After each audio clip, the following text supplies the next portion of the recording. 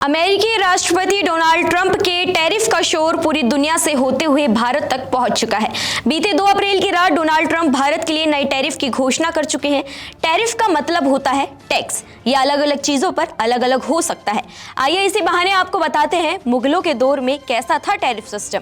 इतिहास गवाह है कि लगभग 331 साल पहले यानी कि साल 1526 से 1857 तक के मुगल शासन में अकबर और औरंगजेब ही ऐसे 2 शासक हुए जिन्होंने सबसे ज्यादा लगभग 50-50 साल तक राज किया है।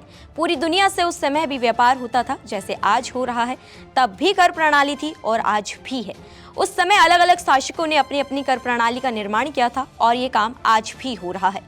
जिस तरीके से ट्रंप ने जनवरी में शपथ लेते ही अपने 2 पड़ोसी देश कनाडा और मेक्सिको पर तुरंत नई टैरिफ की घोषणा की और धीरे धीरे वो अपना दायरा बढ़ाते जा रहे हैं।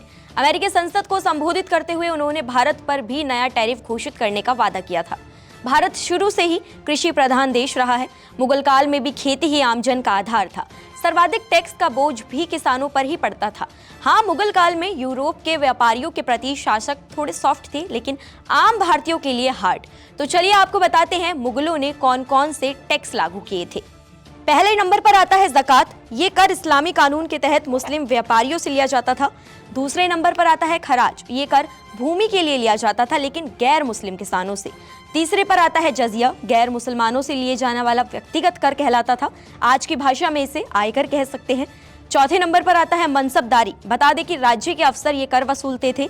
इसी से सेनापतियों और शासकीय अफसरों का पद निर्धारित होता था। उस जमाने में सभी अफसरों की मनसब शासक की ओर से तय की जाती थी। 5वें नंबर पर आता है आबवाब। ये कर कृषि व्यापार और अन्य व्यापारिक गतिविधियों पर अतिरिक्त लगाने की व्यवस्था थी। 6ठे नंबर पर आता है अकबरी भूमि कर प्रणाली। इसे जब्त, गल्ला बख्शी, नशक भी कहा जाता है।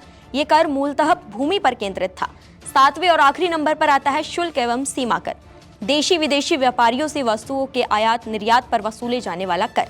मुगल काल में 3 हिस्सों में पूरे राज्य की भूमि का बंटवारा था।